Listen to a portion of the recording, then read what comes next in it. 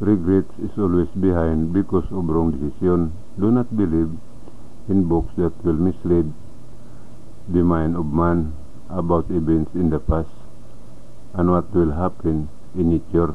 Believing that it will happen is a lie because the believer sees something.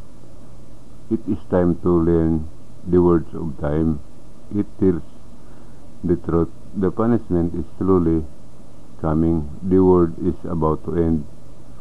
Lying is the first sin of man, and it is called the inherited sin without forgiveness. Adam sinned. He lied. He ate the fruit was forbidden to him. So they were expelled from paradise, and they were not forgiven.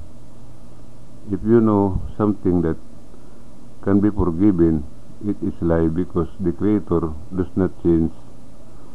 Why is Mindanao called the promised land? Because of me. Me and the water is the promise in Mindanao.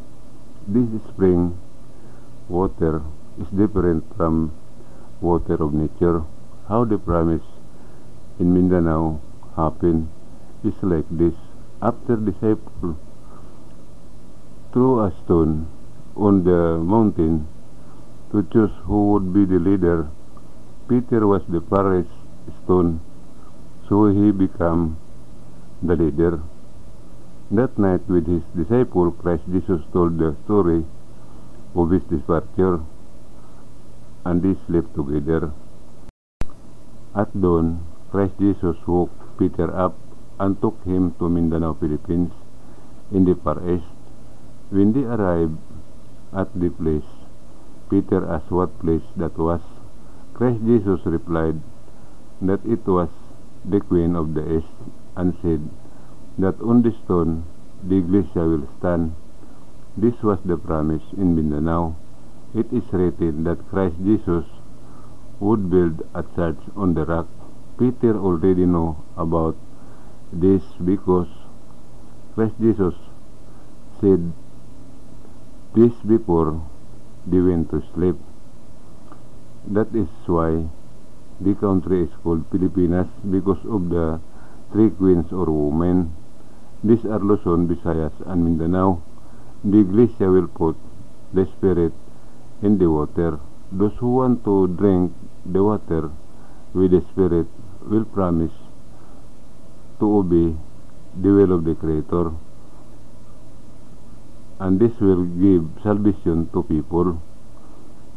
The iglesia will teach the will of the Creator and bring people to the door of paradise in heaven. The one who will join them is me. During the time of pagan teaching and preaching, no one said what the name of the Creator was. So at the birth of Christ Jesus, 3 angels visited with the answers and gave them to Mary. These are the letters, words, and numbers which have been uploaded to YouTube. The 10 commandments of the Creator brought by Moses are called love and respect. There are 3 of the 10 commandments. This is number 1, sanctify the days of conception. This is a challenge. Number 2, love and honor your father and mother. Number 3, love your neighbor as you love yourself. For everyone to understand love and respect, we need to come together. Love comes first. Number 1, days of conception. Do it honestly and correctly. Number 2, parents, get someone to help take care of your parents because you are busy with work or business. Number 3, neighbors. You will have a hard time explaining to your neighbors. Do a mission using social media, Facebook, Instagram, Twitter, etc. Tell people that true salvation is on YouTube. On this channel, Minandro Heavenly News, open and read or listen to the English voiceover. If someone comments or asks a question, the mission is over. The second is respect. Number 1, don't pretend. Number 2, don't hide your parents' Don't let them live in the back of your house, garage, and old people's shelter. Number 3. There are people who secretly instill the young minds of young people that when they reach the age of 18 years old, they are free and their parents should not interfere with them. This teaching destroys the life and soul of man because the Creator says nothing about respecting parents.